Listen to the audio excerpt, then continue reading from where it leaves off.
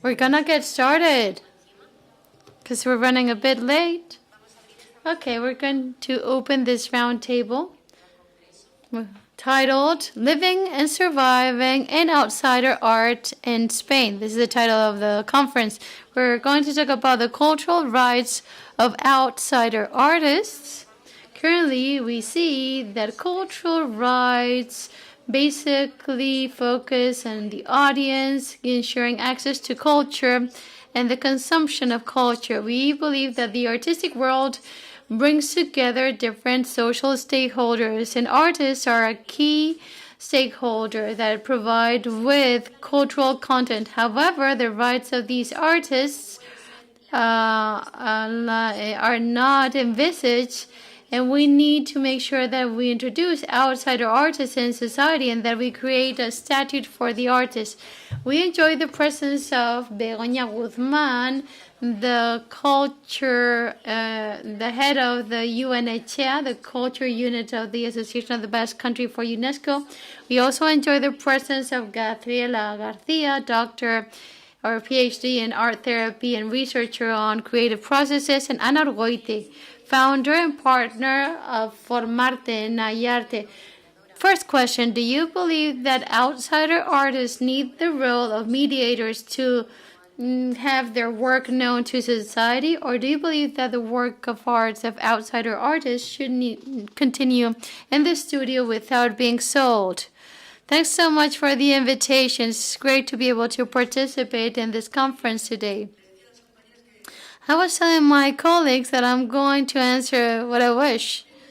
I'm going to try to provide an answer to your questions, but I had jotted down some ideas, but after listening to you, I found it extremely stimulating, perhaps too much so.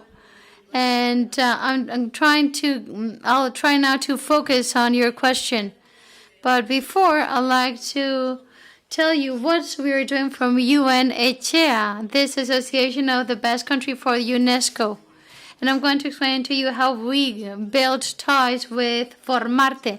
In 2008, I wasn't part of ETXEA, but I was entrusted to do a study on the situation of artistic education in the Basque Country, both formal and non. And in 2018, that's when I learned about the work of FORMARTE in their previous venue, and I fell in love. I was in awe with what they did. In 2020, I joined the ETXEA team, and that year we organized a workshop. That's something that we do every year, linked to education, art, citizenship. And that year, we were talking about the fact that there are no barriers to creativity, and we invited BILBAO FORMARTE. I remember that it was an online workshop. We watched a documentary titled What You Have Under Your Head. We watched it online, and then we commented the documentary. Julia Marquez participated, La Casa de Carlota participated, and it opened my eyes to an unknown world. I'm a historian. I specialized in heritage and art and outside art, and our Brut was new to me. But to think that we have initiatives like Naia in Bilbao, Amiarte, that space that you learned about yesterday, is a great privilege that we have here in the Basque Country. And we need to embrace and look after these initiatives. Sorry, I'm diverting a bit, but I'd like to mention something that has been mentioned today and something I'd like to insist on. It's true that those of you that come from other countries, from other lands, understand that your experiences with outsider art and art Brut are very much linked to the cultural world, to cultural policies, and that the cultural institutions in your countries give visibility to art Brut. However, we need to work really, really hard so that cultural policymakers understand that art Brut is also part of the cultural and creative ecosystem of our territory. I'd also like to say that this morning I missed the presence of political stakeholders in this roundtable. We had the representative of social action. Yes, that's true. But it's very important that we are able to knock on the door of the institutions as well. And that's when we can start talking about cultural rights, because from the social action department, we understand the rights of people with intellectual disability. There is a convention, Spain committed to adhere to it. However, we need to understand that the convention that talks of people with disability also, in a very important section, talks about how people with functional and psychic and intellectual disability need to participate in cultural life. And in my opinion, we still have to travel a long, winding road to make this happen. I'm talking about policies, because one thing is what happens in the community, because beyond policies, we have cultural life at a community grassroots level.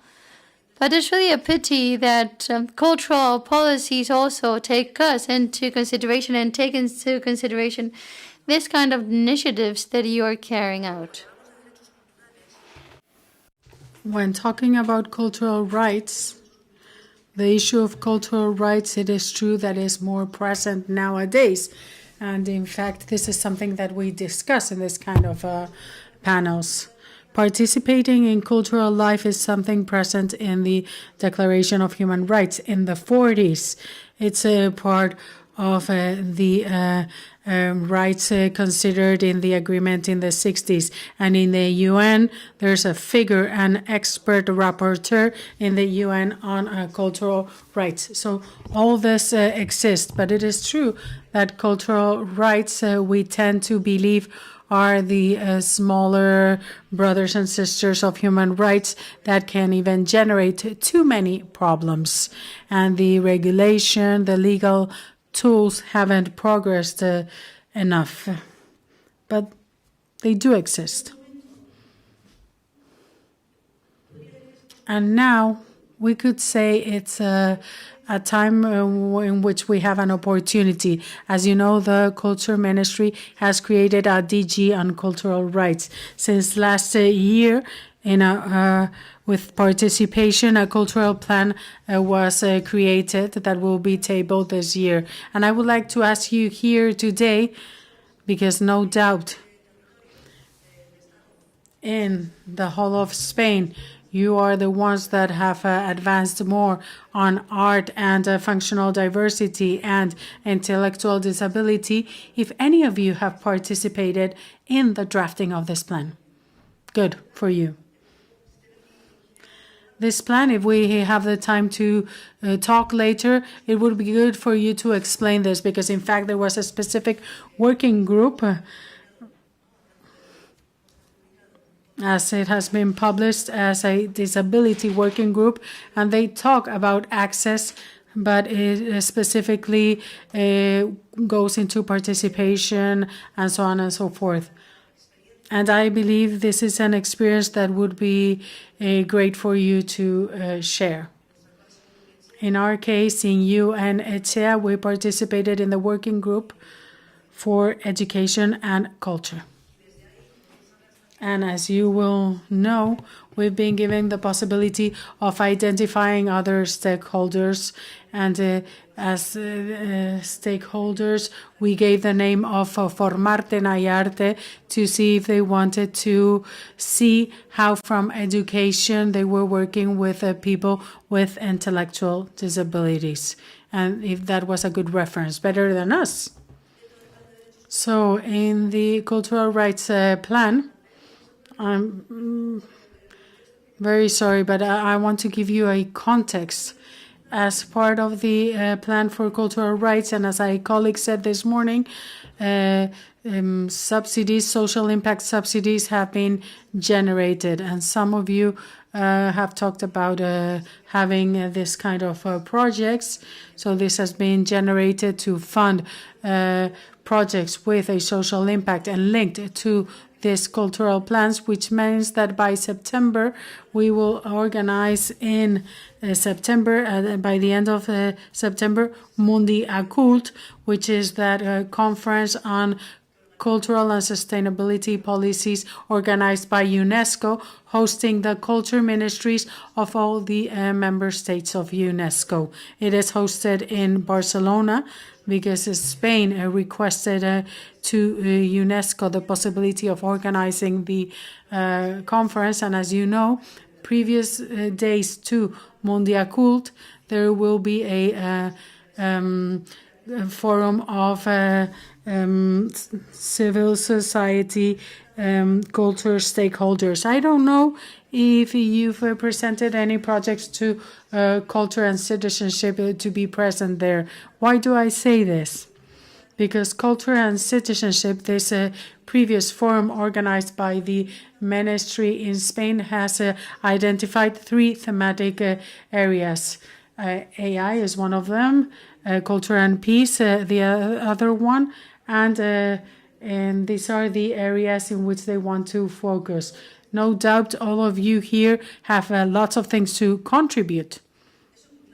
So that's for culture and citizenship. And the previous day in Mondia Cult, we will also have the member states adopting commitments for cultural policies. And they will also working in different thematic axes. The first one has to do with cultural rights, in fact. Others have to do with artistic culture and education. Others have to do with economy and culture. And in fact, this morning you've talked about the social and economic rights of the professionals of culture and arts in general terms. If it's precarious, if we lower them, then they become inexistent. So we haven't even talked about these rights existing.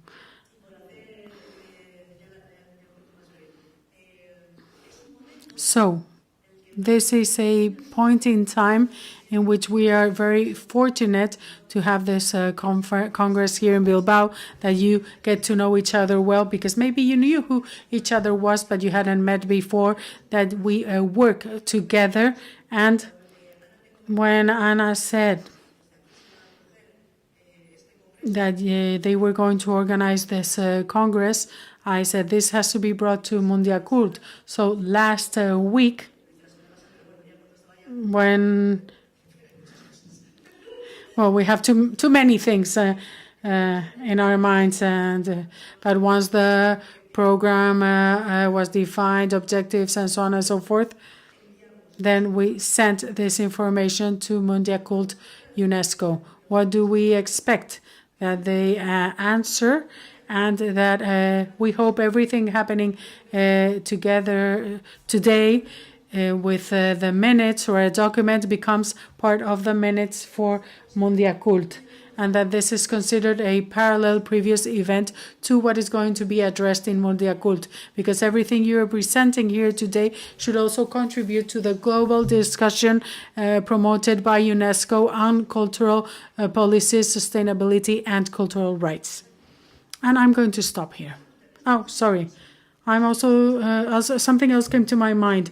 Sorry, I don't want to forget this.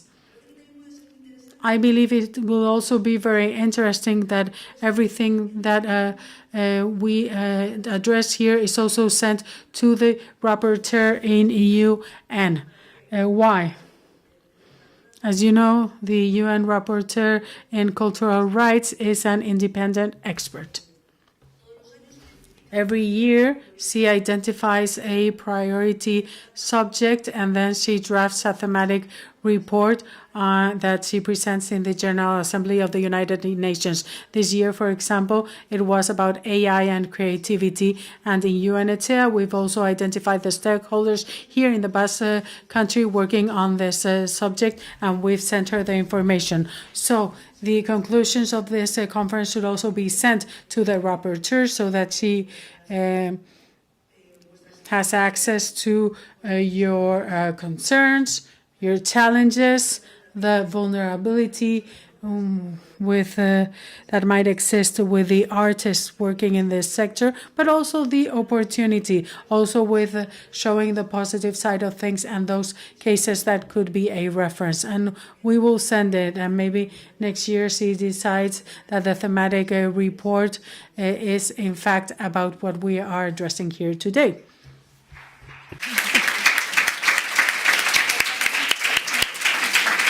Y no he contestado la pregunta. And I believe I didn't answer your question. Well, this is mediation. Begoña knows the two worlds, the institutional world and how it works, and now your world. That's why I consider, and I'm going to be very obedient and focus on the question. And I believe that mediation is really important, because that's what's mediation, a bridge between two realities. And without that mediation, maybe they would never meet. Or if they meet, one of them is in a situation of lack of protection. The question is not mediation, yes or no, or commercialization, yes or no. The question is the kind of mediation that we want and the kind of commercialization that we want if the artists wish for this to happen. Desde las artes. I'm going to give you the vision from the art sector. I come from the theoretical world. When I work as a mediator, I work in the art market and the world of art. There has been an evolution. I personally have to say that my idea has matured and changed. When I talked about art brut before, it was different to now. So we all learn. A colleague from Switzerland said before something that's beautiful, that is, nothing about us without us. And from the world of outsider art and art brut, we've focused more, and we avoid more having a position that could be paternalistic or showing things as something exotic or colonialistic. So we are transforming ourselves. And whomever the mediator is, they can be the coordinators of workshops, for example. What's important is to know well this other reality, which is the world of art. What for? To protect, so that they're not unbalanced situations, and to know what the rules of the game are. In different occasions, I've given advice to different organizations that wanted to sell their works of art. To sell, you need to know who your target is and how you address them, and ask yourselves several questions, because there's different levels. You have the buyer that is interested in a painting, for example, and purchases this painting to hang it at home because they want decoration or because it has moved them, but this has nothing to do with promoting an artistic career. And that doesn't mean that one thing is good or better than the other, but we need to understand where we are, what our position is, to be able to support. The art market and the world of art has its own rules, idiosyncrasies, and can be harsh. I've studied fine arts, and of the 300 that studied with me, two people live from art and not that well. So I sometimes detect some naivety when we want to live from our art. It's not impossible, but it's difficult. So the part of mediation that has to do with enabling the workshop has to be conceived in a specific manner. If, for example, the interest of the project is to connect art Brut gallerists with some of the work developed in the workshops, if when we talk or introduce the workshop and we say we are doing training, then the gallerists are going to say, goodbye, I'm not interested. So the mediator is the figure that understands what is happening in both realities. And then I ask myself, for example, the issue of merchandising. Are we going to have merchandising? Yes or not? How? What type? What are the different implications? These are the questions that need to be asked.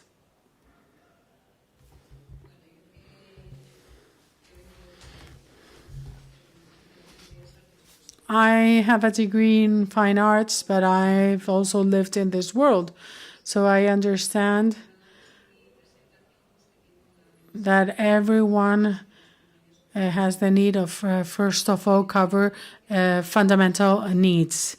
So we need to mediate between our artists and the audience.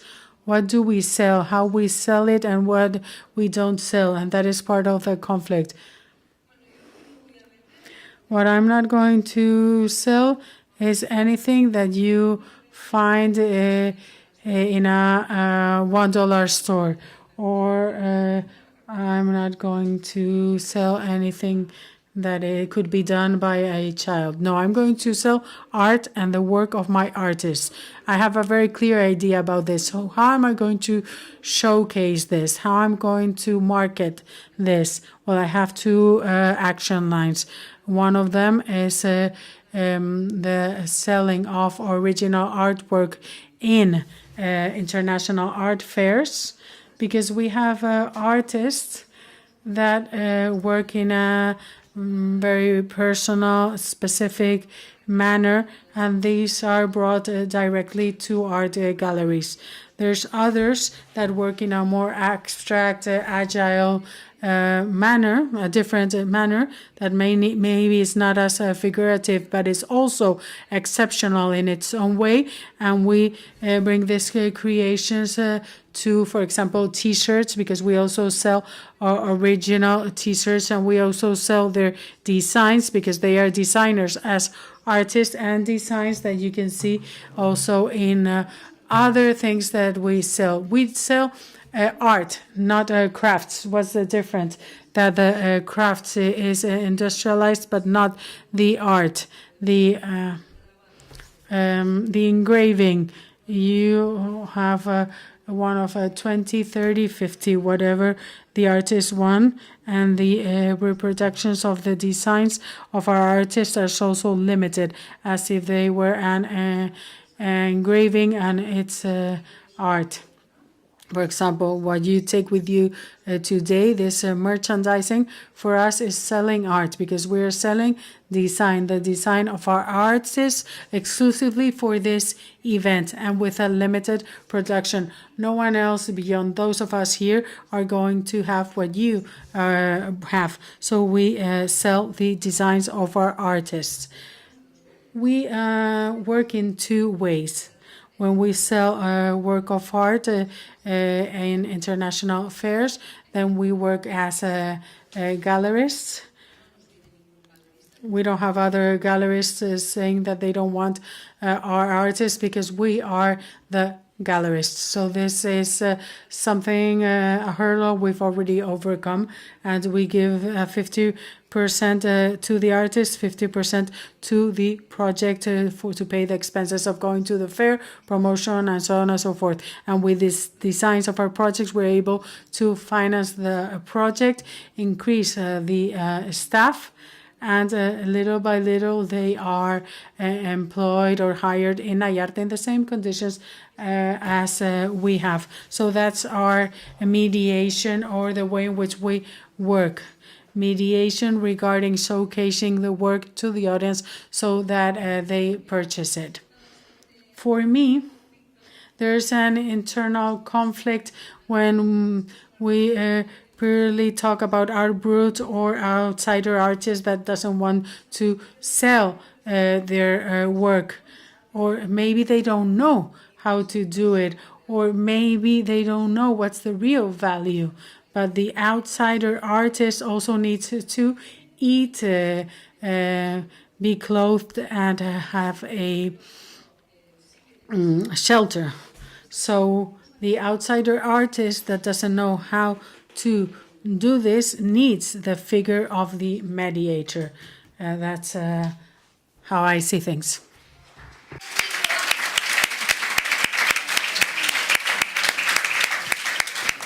Bueno, hay un micrófono por aquí y veo que hay gente que... I see that there's people that want to say something in the audience, so please use the microphone. I have more questions, but I believe it's better to hear from you. I have a question as someone that ignores this. The rights of the artist. And we should not forget that these artists have a disability, intellectual or physical or whatever. And that many of them have someone in charge of them. They have a guardian. So who is in charge, the guardian or the artist? So when there's merchandising, who do we ask permission to? To the artist, to the relative that is a guardian, to the judge.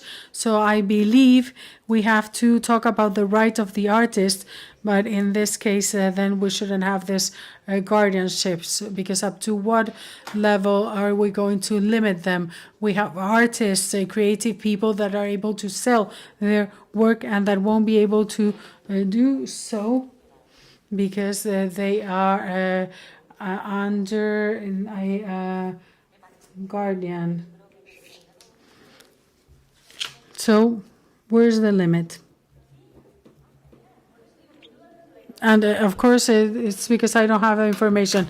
And please use the mic, because if not, we won't be able to interpret, as we don't get any sound in the interpreter's booth. Thank you.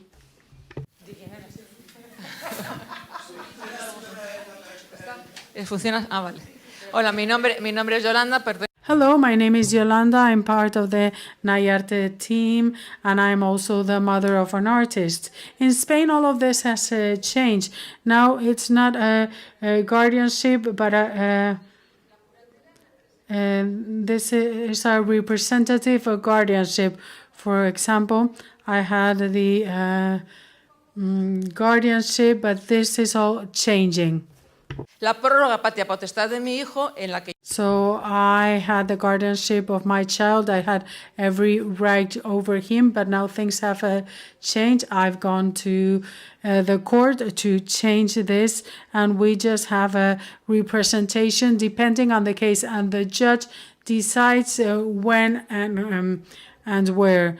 And when someone has the this type of guardianship, whether it's a relative or an institution, and in some areas, the person with a disability, in my case, my son, can also make his own decisions because there are different levels. Here in the Basque Country, there are associations that are informing families on how all of this works.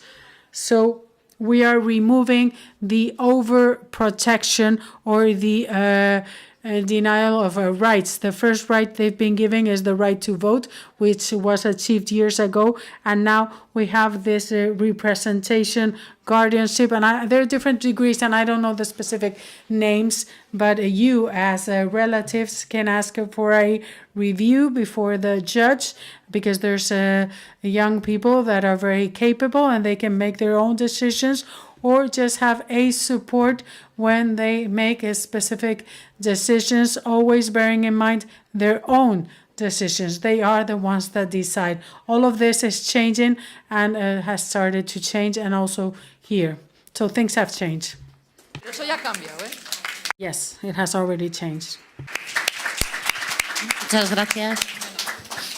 Al hilo de lo que decías de vender la obra, nosotras... Linked to what you were saying regarding selling the work of art in BILBAO FORMARTE, as we are art galleries, and they can have some kind of guardianship or not, but we always ask for them to sign the authorization for fairs and the exhibitions where we go, and whomever has to sign signs them or their parents or whomever has the authorization, and then we represent them after they say yes. Sorry, there's not much I can contribute, but it is interesting that you ask about it, that the response is also in the room, and also what Ana from Bolboreta mentioned, everything that they're doing regarding legal advice, and that is close to solve all of these issues. I'm going to go to the agreement also signed by Spain, the Economic and Cultural Rights Agreement, that talks about how the right of everyone to be protected in scientific projects or artistic ones that they are authors of. So I'm sure that this ends up in a regulation to be able to comply with this. But I love that the answer was amongst you. Thank all the organizers and all the participants and the previous presenters for their work. I think it's been an awesome event, and I'm really impressed by the diversity of the arts and the presentation we've seen. I'm Pierre Leichner. I'm from Canada. I am here as an artist. I belong to a collective of artists who have lived experience with mental health. And our mission is to make space, promote, empower artists, outsider artists primarily, to have opportunities to show and perform. We decide as a collective what shows go on. We make the decisions. We fight for the funding. When we get it, we pay. When we don't have it, we still do the best we can. So my question in a way is to anyone here, all the organizations, what efforts or how are you making sure that the artists themselves have a voice, a place at the top of the organization? That I'm not saying they need, each organization is going to be different, your population is going to be different, but what efforts are being made to make sure that there is a voice has a chance to be there, and that the decisions of how the organization moves one way or the other is influenced by the artists, because I believe all the artists and all the organizations have opinions and feelings about that, I would think. So that's my question to anyone here. What's going on in your organizations about that? Because I think we do it, we can do it. Thank you. Bueno, yo voy a intentar traducir lo mejor posible. Lo primero que ha dicho es que ha agradecido a todo el mundo por estar aquí. Él es un artista. Well, I won't be interpreting this because I don't know why she's interpreting your question into Spanish, but we, from the booth, interpreted everything into Spanish. Unfortunately, they were not listening through the headsets, or I don't know why. You were also speaking about the participation and governance and to be part of the structure, the decision-making structure. Was that the question she asks again? I'm really sorry because we did interpret everything from the booth.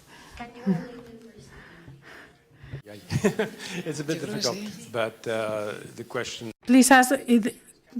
organizational structural, if you want to see it that way, I think. I don't know if I understood that, but the artist being part of the administration, part of the organization, having a voice in what happens within the collective or the organization, whatever it is, you know, what efforts are being made, because it's, from what I've seen today, I get a bit of the feel that I'm not sure how much is happening at that level.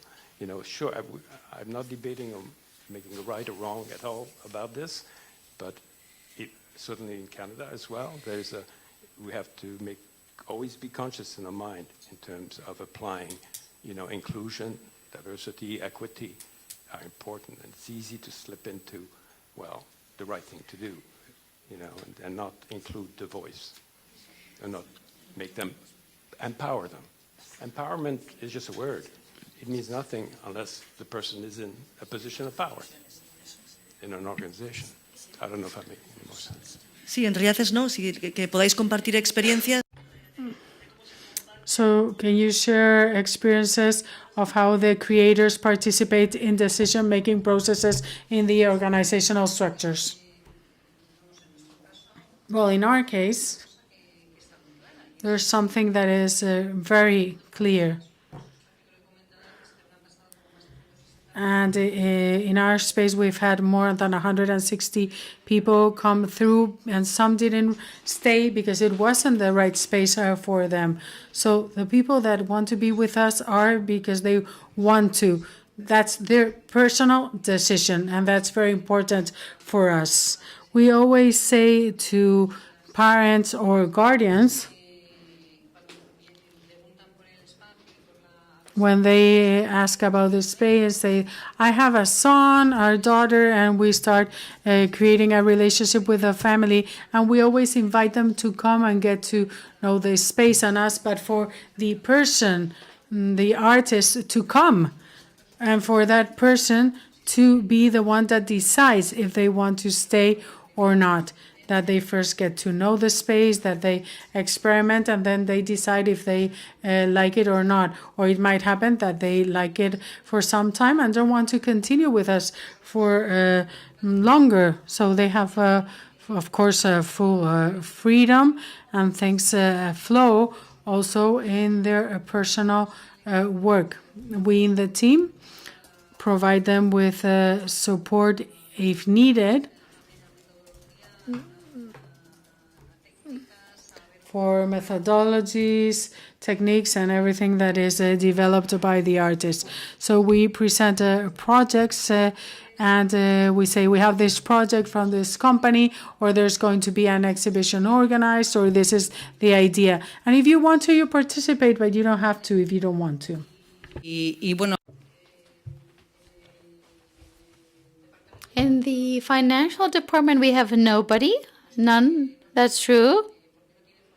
Because they don't have training as economists, they are artists, and we artists are not interested in economy. But regarding the artistic things, what they want to do, how they want to create their art, they work from the artists. That's their decision. We do not impose anything. We don't tell them they need to use this technique, this other support, this or that. No, they decide. That's the way we operate. I don't know if I have answered your question.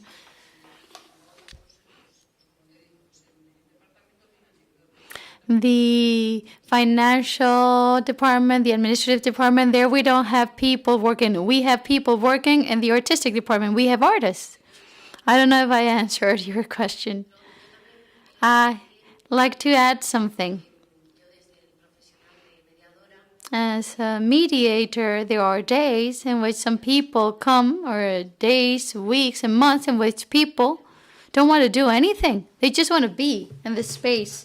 And that's very important because, we need to respect the rhythm of individuals. And some days I'm in I don't know, doing mugs, and then Mira comes and she helps me painting because she likes it and she wants to join me, she wants to participate.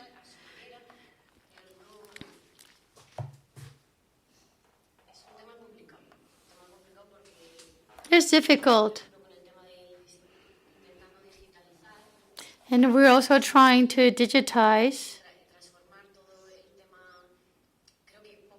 Little by little, they are becoming more and more independent. I work in digitalizing many things, but the fact that they have some tools, that we can show them the shapes, that helps them start, doing their art. And it's like a race where we always need to respect, however, the times and the speeds of each artist. Lady want to take the floor. As for your question, it offended me. I'm one more of the team. It moved me. It touched my heart. This is how I felt. We are human beings. We are artists.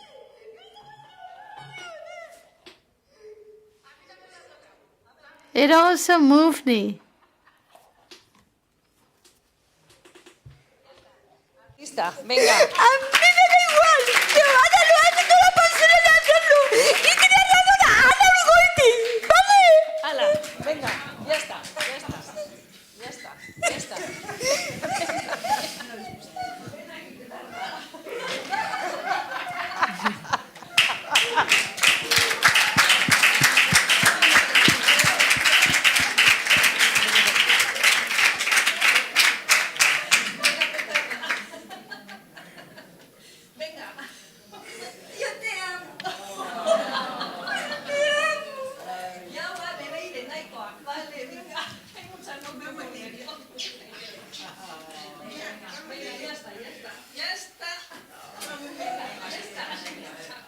Bueno, yo creo que vamos a seguir, ¿no? Creo que es hora un poco de abrir un poco comunicación entre todos. We need to communicate among all of us. Any questions?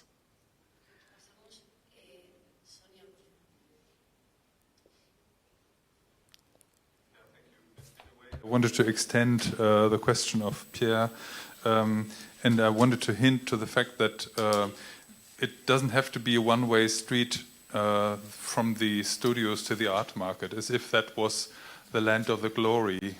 This land of the glory, what we call art, has excluded outsider art for a long time, and I think it is a world of not only exclusion but also of decontextualization. So the things which are given to the art world are decontextualized. Some of the artworks from studios fit into this world and could easily commercially exploited there. And maybe it's wise to do so, but other artworks need more context to be mediated. And I think what would be necessary is not to say to the art market, oh, please, please let us in and let us help us to sell our things, but to be more self-conscious, to get together the fantastic studios which are there in Spain and in the whole Europe are a big mass of creativity. There are so many studios in the whole of Europe, and most of them are just working under the radar. They all work for themselves, or a lot of art studios work for themselves, and I get the impression a lot of studios here in Spain also just work for themselves, and they just work on their own problems. It would be so important that you get together and try to make a point for this kind of art, and that this kind of art is special and important and can stand the test with other artworks and the art community. I think it's really, really important to make a case for this art and not to say, we should try to get into the art market and make things which are somehow conformative to this art market. I think that's very important for me.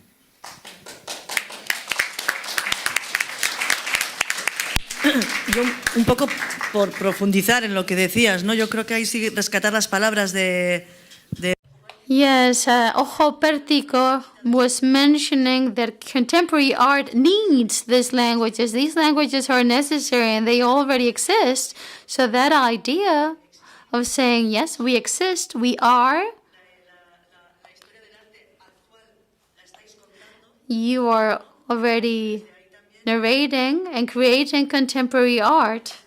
We need to revisit that idea. Perhaps it's a perception, but it's real. Many times, cultural and creative agents and players, because of how the system is set, tend to look at each other inward. And sometimes we analyze our weaknesses, vulnerabilities, but we need to empower ourselves. And we need to state that contemporary art needs these languages, needs these artists, needs these narratives, these spaces belong to us, or otherwise we will create other spaces. And there's a need for you to support each other. The ecosystem that we have here in this room is fascinating. Artists from Debajo el Sombrero are doing amazing stuff that they're showing here and abroad. We have seen how in other countries have very interesting spaces. And it's very important that we replicate these ideas. People need to understand that these are also the languages of contemporary art, and we need to create our own spaces as well. That's just a thought I wanted to share.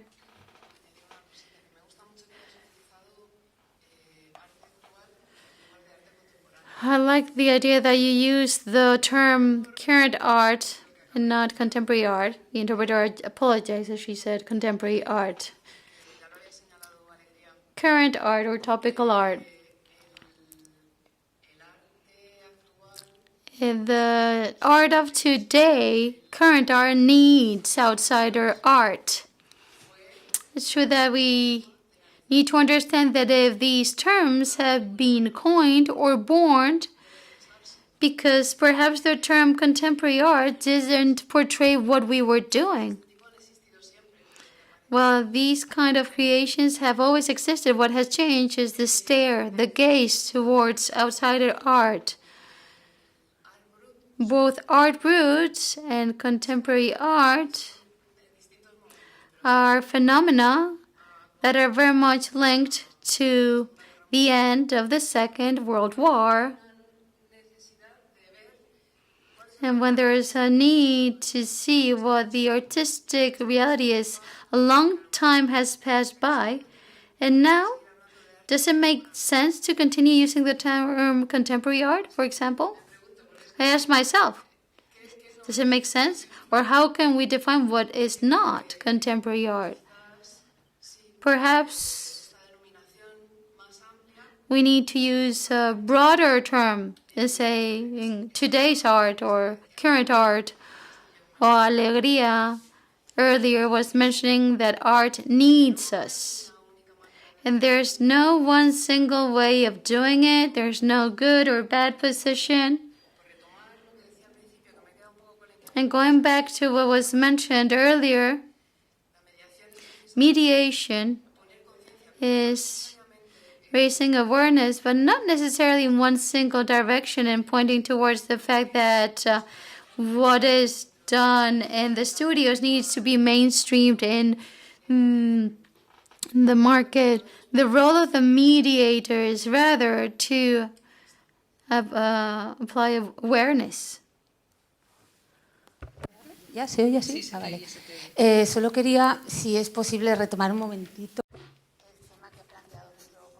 I'd like to revisit what our colleague has said regarding the participation of individuals within the organization or the association.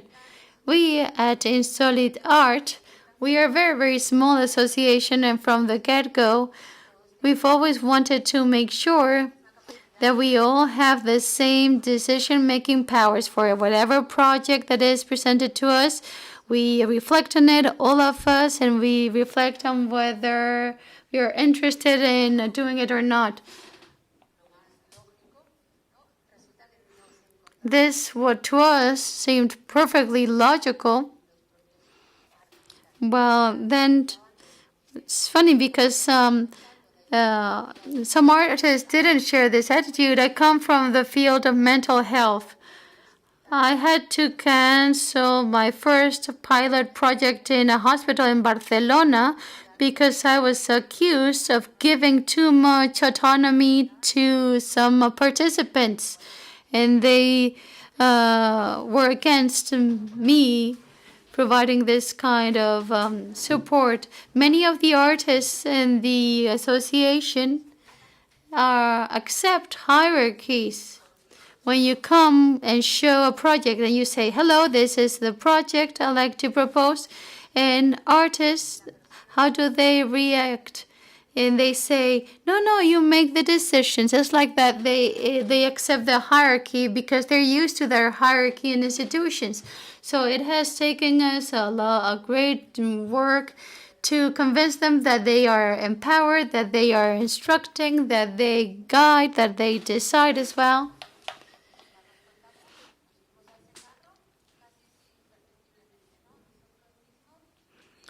And I wanted to mention that it's very important that we challenge these hierarchies, us and artists.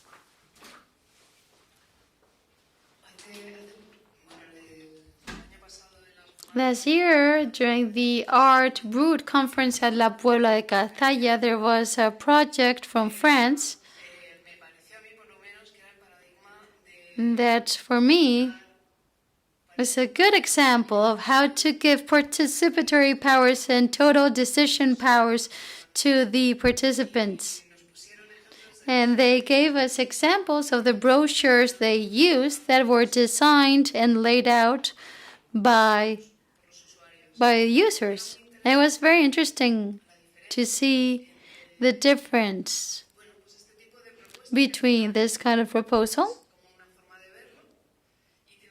And this, of course, has its pros and its difficulties.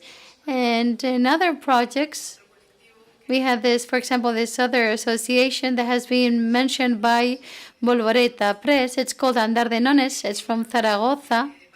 And for them, what's extremely important is that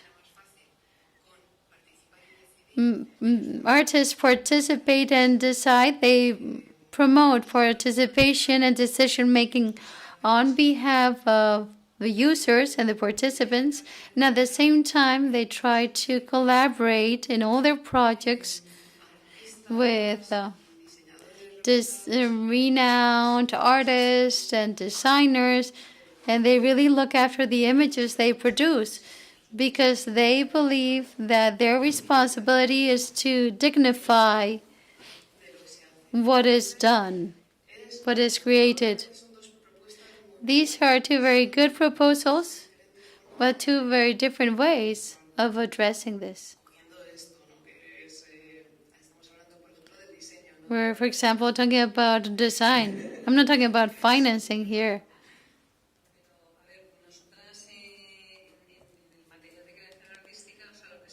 And in artistic creation, well, we never intervene in their work of art. They execute it on their own. I always tell them that I hold a degree and a master's in fine arts, but I know that I'm not at the same level as my artists. They are much, much better than myself.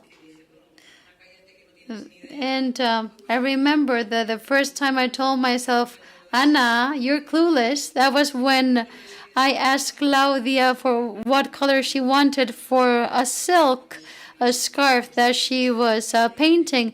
And she said, brown, blue, and pink. And I thought that the combination of colors was horrible.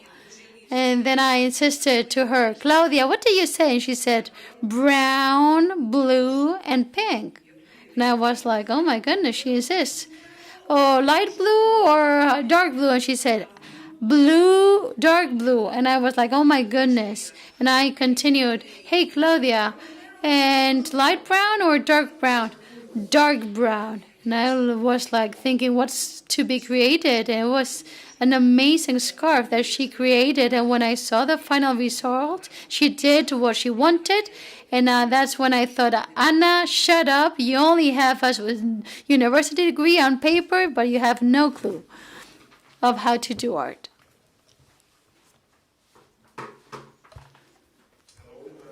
I'm Bear Books. I'm working at a studio with 35 artists with lived experience on mental issues. I want to tell about the decision making. So several times a year we have a meeting with all the 35 artists. Of course, that's normal, I think. The team can ask for a meeting, the artist can ask for a meeting. A part of that, we have what we call a focus group of a small group of representatives of the artists, because not everybody dares to talk in a big group. And I attend the meeting, but I don't say anything. The artists, they can ask something to me, but I don't participate at the meeting. And at the meeting, they can do suggestions in the decision making. And also, one thing that I find very important is one member of the board of our organization is a person with lived experience on mental issues. There are 5 board members, 7 board members. In the statutes of the organization stands that at least there is one person with lived experience on mental issues, and I think that's really important. That people with lived experience on mental issues can more intervene in the decision making of the organizations. So I think that's very important. That's my meaning.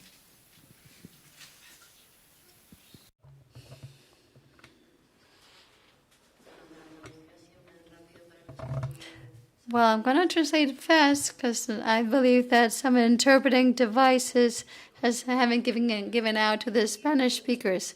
You were mentioning that artists meet in focus groups, and he remains silent and he listens to the ideas of artists.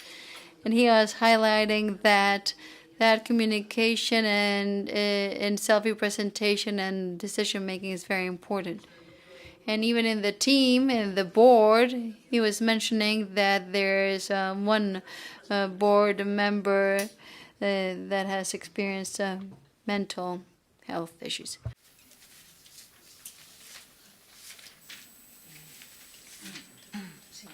Pues yo quería contar una experiencia. ¿Puede ser? Vale. Pero claro, en ETXEA nos dedicamos a conceptualizar. Yes, I'd like to say that we at ETXEA, we do advocacy at UNESCO, but of course we need to put theory in practice.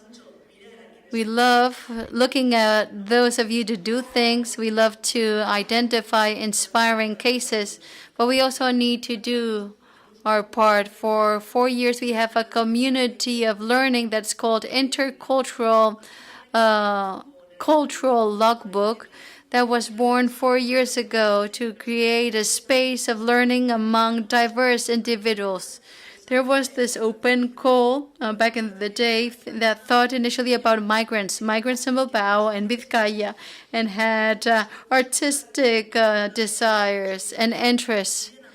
And perhaps these migrants, because of their need to make a living, had left on a side their artistic yearning and curiosity. So that was the first edition. We created a community, a group of 20 people. We have a dynamizer and a mediator who's an artist, a playwright. He's also an actor. And he has also undergone, he has also migrated, and he identified with these realities. And during 7 months, we work jointly to create a play, a theater. We call it puesta en escena, mise en scène, because it brings together many different artistic expressions. And the commitment was that that mise en scène will be taken to a play, theater venue at the city center and not on the fringes. We wanted to create something artistic, high quality creation in the city center, and we were able to make it happen. And we have held 4 editions of this project. On the first edition, we focused on migrants, and many females participated. They were willing to express themselves through poetry, through dance, through their traditions, through their immaterial heritage. They were willing to share their stories. In the second call, we said, this is a space of learning for everyone on diversities that exist in our territory. So we decided to use the arts, to explain who we are, how we would like to inhabit the territory, whether we are considered or not, to tell narratives. So that was year 2.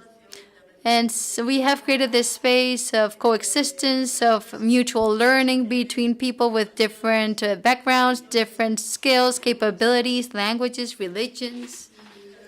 And every year, we learn more and more.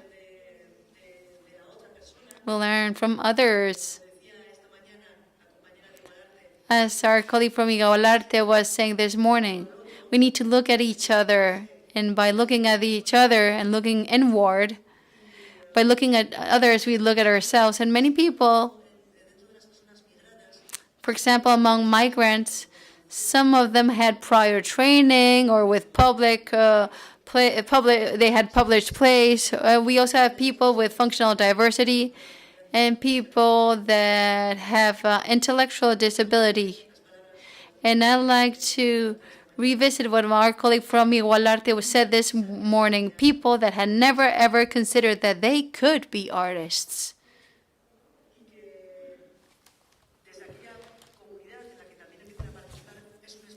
And this is a space in which they have started working that they no longer want to abandon, because it's also their space. And our commitment is to showcase their work in theaters and the city center, not on the fringes, not on the borders. We're already there.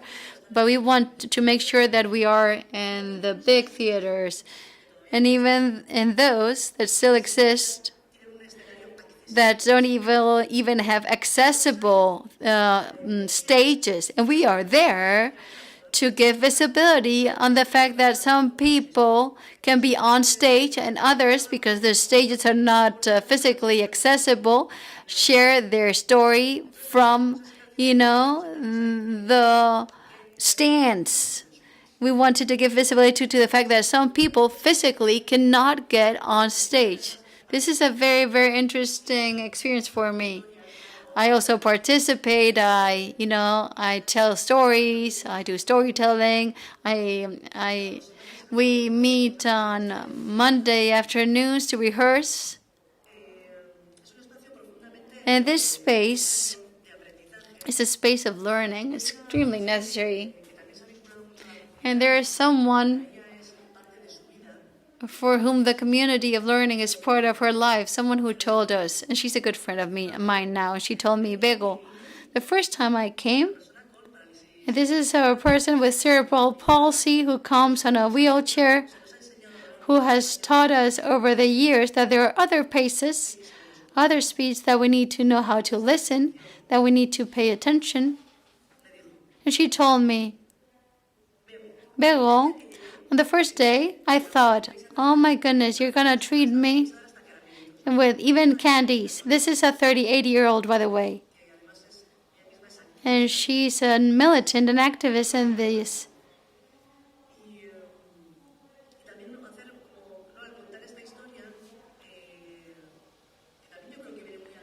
And I was sharing this because this is very much related to participation in governance, of the structures we create, and it has to do with decision making as well.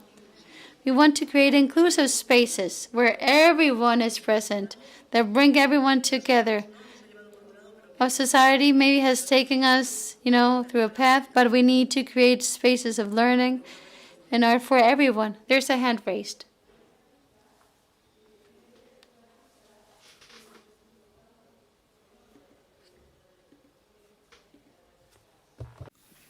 Hola. Bueno, yo quería decir una cosa. I'd like to say something. As a mom of one of the artists, the first question that you have launched was whether it was important or not to have a tie, a link, to be able to help artists so that their work can be known. My opinion is that work that you do as mediators for me is essential for me, for Micah, for a lot of people. You are a bridge, you are a helping hand, you are a space. As Micah was saying this morning, we have looked and looked and looked for a space where we would be able to find a safe space for Micah. Micah has already explained it. She would even stay to sleep at your place. She's happy at your center. She loves to sing. She loves to sing. She loves to draw. She loves the world of art. But we didn't know how to offer this to her. It's not just that we didn't know how to offer this to her. When we had found opportunities, it was because we had to spend big bucks paying lots of money for lessons and classes and workshops we couldn't afford. So for me, it's essential, the role of mediators for artists. I'm speaking on her behalf. She just left, but she always tells me, Mom, I feel so happy there. I feel listened to. I feel respected. They always include us. They have created a family with us. That's how she feels. So yes, I believe it's essential that we build this bridge, this tie between them and us and you, because otherwise we wouldn't know how to find a way for them, space, even sometimes with the support of cooperatives, associations, institutions. Sometimes even with that support, we encounter many, many problems. So I'm super grateful, very grateful to the work you do, very grateful to you for the proposals you do. I'm very much impressed by what everybody does. I am in awe. And I'll share what I've learned today with my friends, with my relatives. It's impressive. Round of applause, please, for all the studios, the co-ops, the associations present today.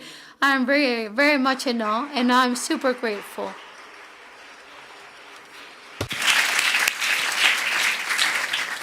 Te voy a robar un momento el turno. I'm going to say something or ask a question in general to all projects and everyone here in the room. My question has to do with our daily jobs, because sometimes we have the people we work with, we have great artists that absorb the good and the bad, let's say. And sometimes people come in and they grow and grow and grow, but in other occasions, maybe other people join us that are stopping them from growing, and we're not used to have that contact with new people. Of course, we work with new people, but maybe not as you're doing in other projects that you've talked about today. So my question is specifically for those of you that decide who works with us or not, how do you decide on this to avoid problems? I hope you've understood what I meant by this.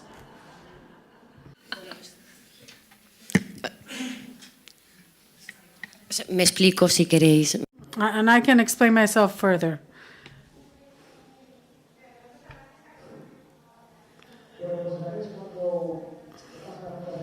Sometimes at the Igualarte Foundation, we have people that come and see how we work each and every day. We make believe that they are not there, that they are invisible. For example, if someone comes to see us play, we play, but we don't pay attention to these other people. And sometimes, like Vero was saying, it is true that when we play in other venues, in theaters, in other places, the same thing happens over and over again. We have a stage, but we don't have a ramp to access the stage, and you have to bring your instruments, everything, and take it up to the stage. But when we go to a school, what do? They say, no, I will help you, and they all help us. So we see that those that are working in this kind of venues should be aware of how they can help us. And those working with the children have to see that also the children are there to help us too, not only chatting.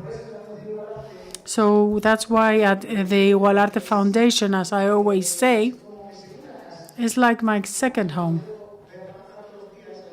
I go to work each and every day to the foundation. I get there with a smile, and I will get home, Roy. My mom says, Roy, how was your day? And I smile, and I say, Mom, since I'm in the foundation working with Chris, Marcos, and the others, I ask myself, how do I feel? Do I feel good? And I feel great there. They are my second family for me, and that's the reason. Thank you. What my point was, sometimes people come because there's an exchange, a residency, a new workshop teacher, and we can choose getting to know that person or not. There's people that treat us as children, or some make comments that can really affect some of the artists, and that blocks them. So maybe that exchange shouldn't have happened, and that is one of my concerns. How you that have been working on this kind of things for longer, what's your experience? Because we've had this kind of cases. And I'm really sorry, but we need people to use the mic. Thank you. I think I understood your question.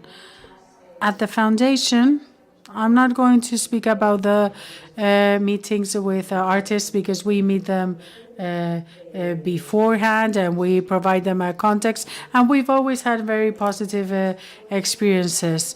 When it's a one-to-one meeting, they come to speak about what they do, but there's also an exchange. But there's also many visits, because it's a big organization and we have all kinds of visits. Students of social education, politicians, and so on and so forth.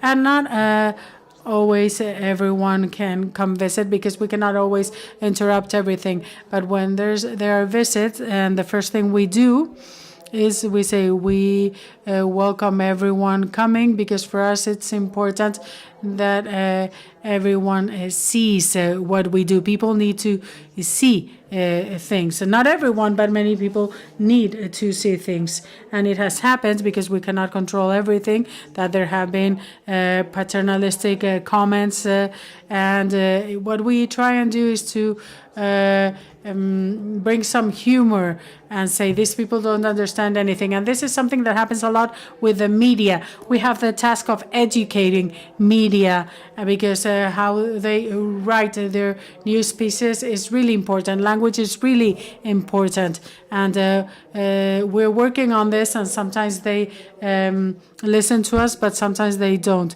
And they realize that they are also change agents, and sometimes we're talking about positive experiences, but there are days where there's a weird environment because not everyone feels well every day, and that days we try and say no to visits. That would be the situation. I would like to say, Naia, yeah, you were still not in Nayarte when we visited for the first time a Guggenheim exhibition. And I called the museum to say we were going with a group with so many people with a disability, if we had any discount and so on and so forth, and that we would like to visit the museum. And the museum kindly offered us a free guided visit for the group. And I said, oh, that's great. So they received us, they welcomed us in a very warm manner, and they started with the guide. And Pablo Berganza, the artist we have an exhibition on in our space, at one point says to me, she's treating us like children because she's seeing our disabilities. And I say, now you realize who is the disabled person. And that's where we ended the conversation. From there onwards, all the visits to the Guggenheim is something that we study and we guide, because they still don't realize we go there with artists. Every time we go, we create a group, something beautiful happens, and that is that part of the audience starts going with us because they realize that we are with a group of artists that can give artist views. So some of the public joins our group, and that is inclusion.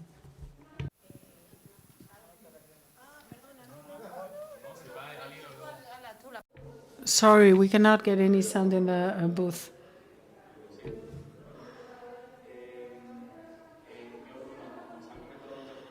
As many things have been said, I've wrote down 2 or 3 ideas, and I wanted to open a discussion, and I wanted to ask a question. That's why I'm looking at my phone. First of all, what our colleague from Galicia mentioned, sorry, I can't remember your name, Roy, okay. Of course, there's a lack of awareness of 100% of society regarding spaces and venues, and maybe one of our demands, or one of the things we need to strengthen, and we need to also have some self-criticism, because we know what we're working on, but maybe we should look outwards. As when you start studying anything new, sometimes we demand from people things that are not there because there's a lack of knowledge. Usually it's not because they don't have the will. So maybe we need to be more educational, or guarantee that those that are, for example, trained to be a guide or an architect. I was speaking with a colleague architect before. Of course, politicians that have been here for a wonderful 15 minutes but are not here now, and we are speaking to each other about what we already know. But this that we are aware of is something that we need to make aware of the rest of society, not only policymakers, of course, but people in all levels in society, because artists with a disability or not should be in all spaces, private and public. So art and accessibility is not something that we are self-convinced about, but something that we need to advocate, and maybe our responsibility is good education and communication and sharing with society. And this was my first idea, and I have 3. Sorry for that. Regarding Naya's question, and that's why I took the mic, because as I said before, we don't have any venue as such, so we work with many people, with many diverse people in all those places where they open their doors to us. And I believe it was important to contribute to this conservation, because it's not like you that receive others, but we are this weird stakeholder that goes to your space with a proposal, and if you want, you can participate. And my answer to your question, in my view, my personal view, is that there's no answer, because there's so many different ways of understanding art and so many different ways of developing the work that all these organizations are doing each and every day, that if there was an answer, it would be very simple. And if we had a standard methodology that worked as soon as it became official, it will be failing, because the realities of all the people we work with, as well as ours, are different today from tomorrow, from a small space in a small town, in a big city, in a country where we travel for a one-week project. So we are also that foreign agent, so there's no answer on how we have to work, because everything is a process, and giving you an answer would be like reaching our goal. So the path is guiding you towards how you can get to a target, and the target is not to overcome a hurdle, but to get to the end of the journey. And it was very poetic, but I didn't prepare it. And the third, and I will finish with this, and sorry for taking the floor for so long, I will give you the mic now. The third is a comment or a reflection on if we consider there's talent or people, and linked to my first idea of educating on our way of thinking, if we believe there's people that are being left behind, because let's ask a relative or friend, do they know what art brut or outsider art is today? I learned 600 terms that I didn't know before. So do all these people know what this movement is as part of current art? My answer is no, because in fact on many occasions we don't express them, so maybe it's good to meet and learn together. But is there talent that is being left out? And if we maybe could, let's say, rescue it to be stronger as a movement? And how would we be able to progress in this art movement towards others, starting with policymakers, but also society? Because the better known that a movement is, even though if you don't participate, because maybe daily I can do anything for a war, for example, but my awareness is to have effective policies that transforms that reality. So how can we give a step forward so that a movement reaches out to everyone, and then later on they decide if they want to participate or not? Thank you.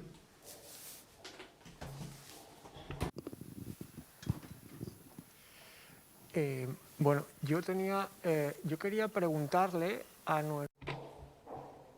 I have a question for our non-Spanish colleagues, our colleagues from abroad, because I have an interest in knowing, because you've been here for 2 exhausting days, seeing and listening. So I would like to know your view. This is a perfect opportunity as we are all here. So I have an interest in really knowing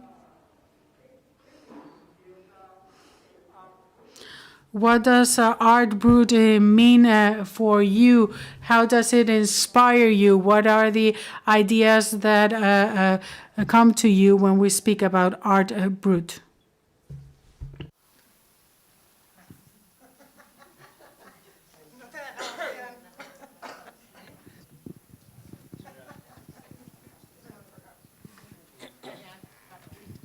Thank you very much. Again, I want to come back to really say how impressed I am by all the work that's being done and the variety of work. And I don't think, talking from Canada point of view, that we're there. Canada is not as well developed in terms of services. There is an awareness about outsider art, but and there are studios, there are art studios across the country.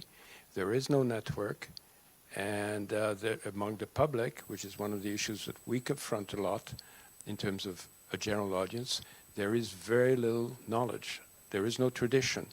Europe has a tradition of Art Brut, and even though it is probably not as well understood as it should be, or Art Brut or outsider art, in Canada, there is no such tradition. So when the psychiatric hospitals closed, all the art went out the window. It was never, for North America, it has been medicalized. So the art that was done in those contexts was therapeuticized.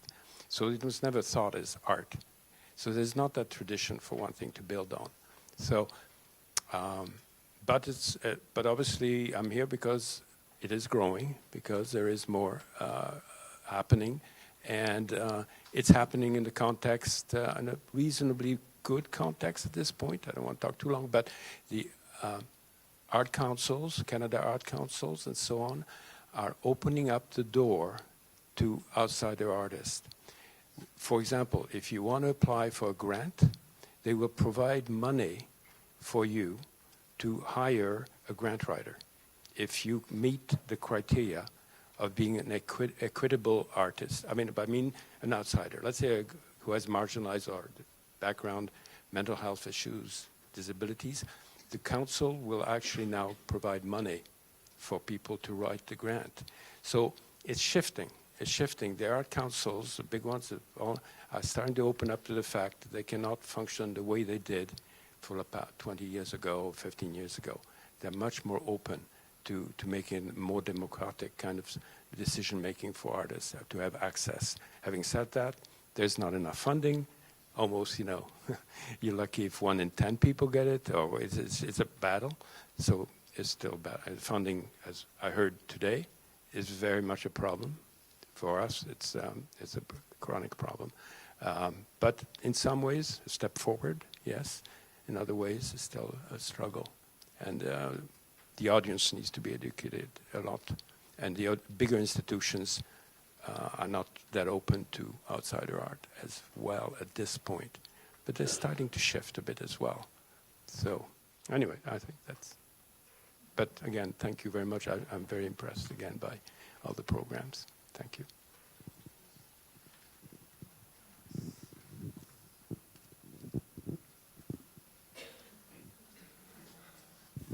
Come on, I wanted to enforce this question a little bit because I listened around in the breaks a bit, and I heard 1 or 2 saying, oh, this phase of the mugs and the textile bags, we were there as well.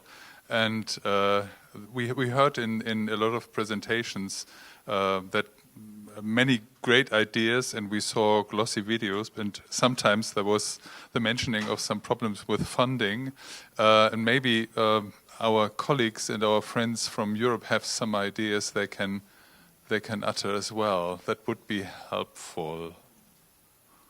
Nina. Traduzco anteriormente, comentaba que desde Canadá que en Canadá todavía tampoco hay una red estable, no hay una tradición tampoco de este tipo de espacios y de que está creciendo poco a poco y que los gobiernos cada vez están dando más subvenciones a este tipo de espacios, pero siguen siendo muy precarias y las grandes instituciones siguen sin focalizar atención en este tipo de espacios. que va avanzando, pero que es algo globalizado y que no solo pasa en España.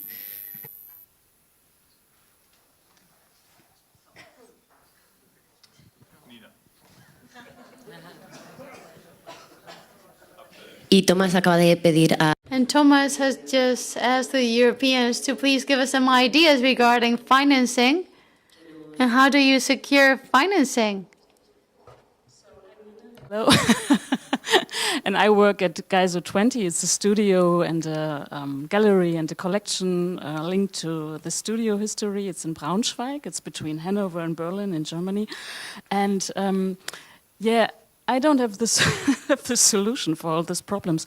We are also struggling with money, and we are also struggling inside our organization. We are part of a big social organization, and yeah, what we try at the moment is to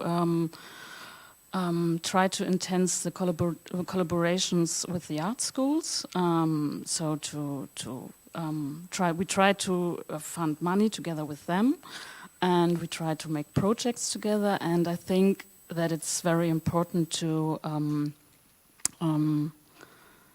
to point out to the history also of the studios and to the history of outsider art, because I mean, when it all began, it was a very political era, and we have to point out to that, I think, and to remember these times, and to work together, and to find solutions together, what to do, and point out to the history could be one thing. Then we had, some months ago, we made a big project with a museum in Hanover, the Sprengel Museum, which is a very well-known museum in Hanover. And Thomas had the idea to present the studio community as an organism. And it was a very interesting experience, because I think that the doors at the open studios are very open, but we have to be taken serious, being the experts, and the museums and the curators just have to listen to us, and we have to enhance the dialogue about the history of outsider art, and they have to listen to the artworks, and they have to listen to the artists, and this is something which, there's a lot of work to do, because still the museums, or this is our experience, somehow say we have, the contemporary art museums say we have the power and we know how to do it, and we listen to you, but not at all, not really.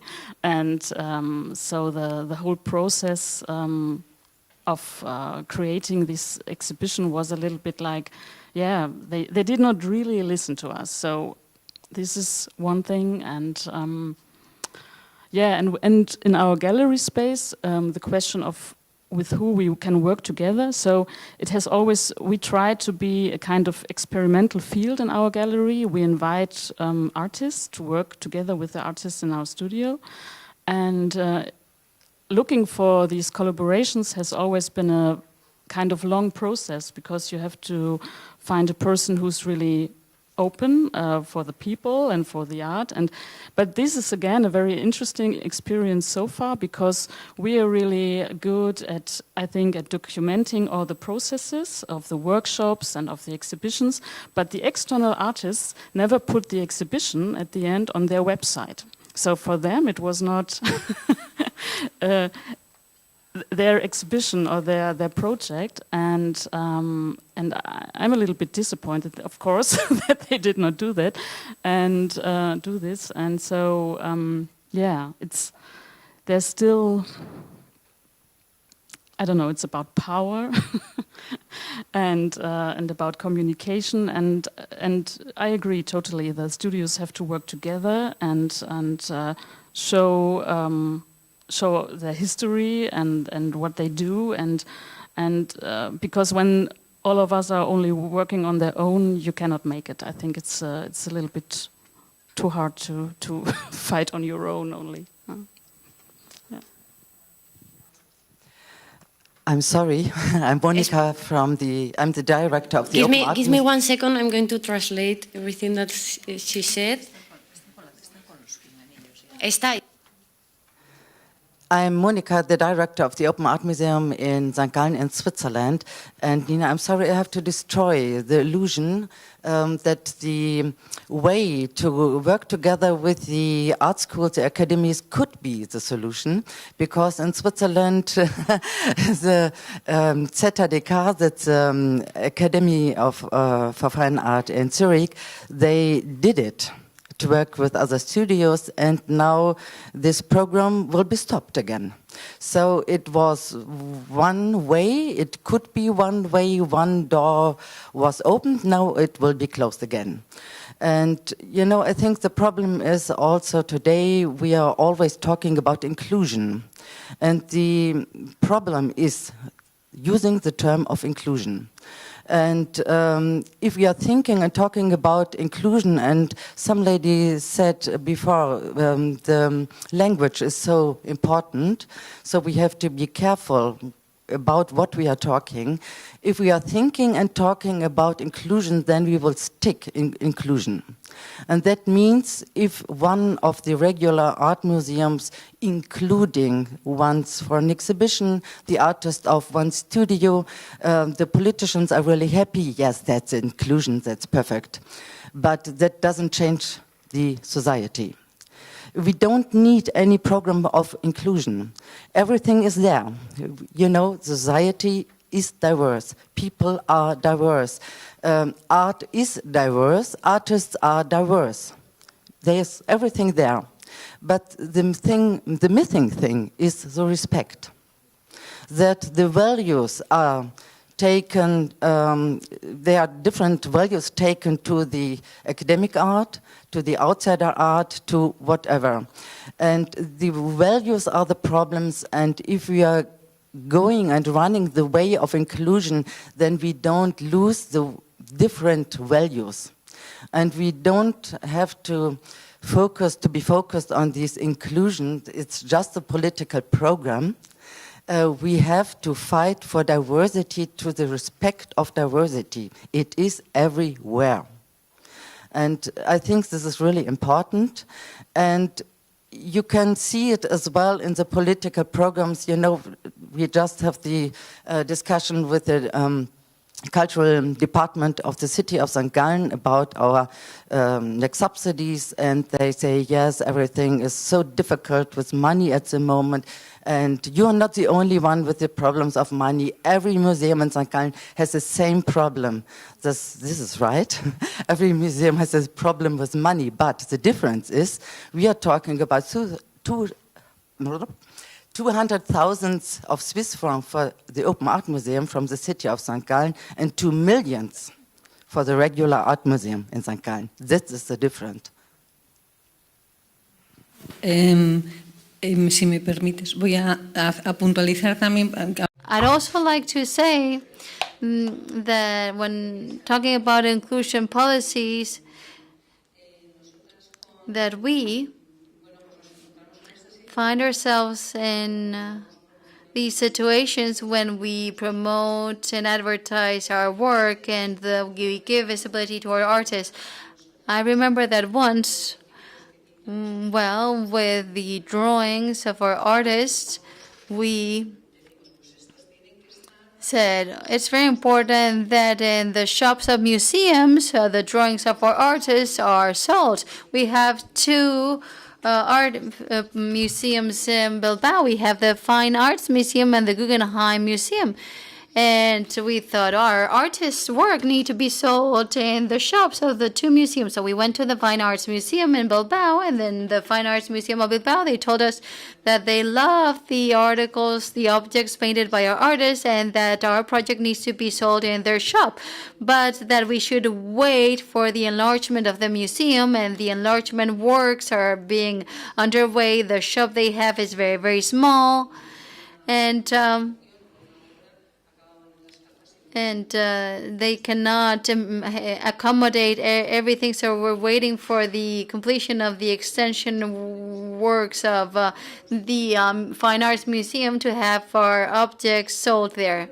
Well, we will have to wait and see. And we also went to the Guggenheim Museum store, and we told them, listen, these are objects created by our artists, And they weren't interested at all. In the Guggenheim, they want objects from renowned, consolidated artists. That's what they said. And sometimes I send them the pictures of our umbrellas that are much more beautiful than the umbrellas they sell at the Guggenheim Museum. Por ahí hay una pregunta. We have more questions?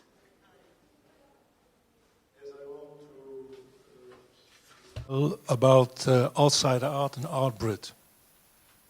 For us, I'm sorry, from Belgium, Studio Borgerstein. For us, it's very simply. It is not outsider art, it's not art Brut, it's simply art. And when a client buys an artwork, he buys an artwork and not an outsider artwork. And that's the way we see and we promote our artists and their artwork. Simply art. Point.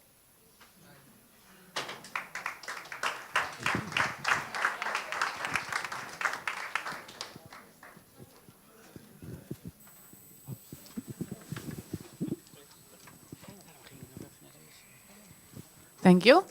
My name is Anna. I'm from the Netherlands, from Rotterdam. I work at a studio. It's called Galerie Atelier Herenplaats, at which Debajo del Sombrero is also exhibiting now. And I wanted to add to something that Monica was saying, because I think as a studio, you need to ask yourself the question, do you want to be a social studio or do you want to be an art studio? And I think that's also the matter of, if you talk about inclusion and saying like, please see us in what we're doing and fund us, that's a different way of just supporting and creating. And I think that's these are two different things, and you need to be really sharp on what your mission is in that way. Yeah, I think that's because sometimes I have the feeling that we're talking about two different paradigms.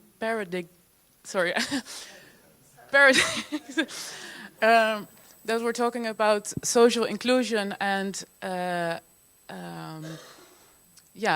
making yourself known as a studio, or outsider art and the history of outsider art and the way you want to contribute to that or make yourself known. And I think, yeah, we need to reflect on this difference. I think that's also maybe a bit adding to what Monica said. Yeah, you want to? Oh.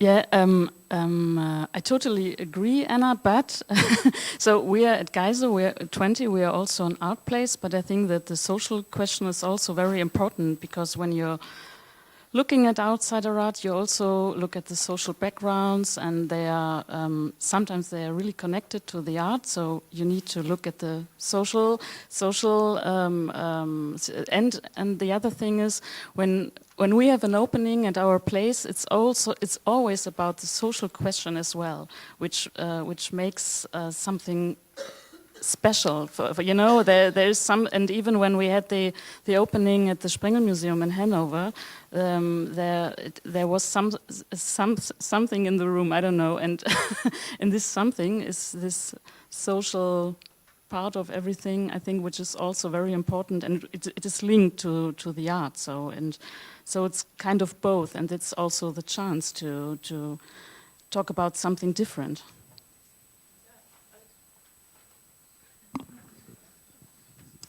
I'm not saying that you can exclude it, but I think what the main mission is key, I think, and then the result will be inclusion. And but if you put inclusion and yeah, I think that's a difference. That's what my point was being. I hope you understand.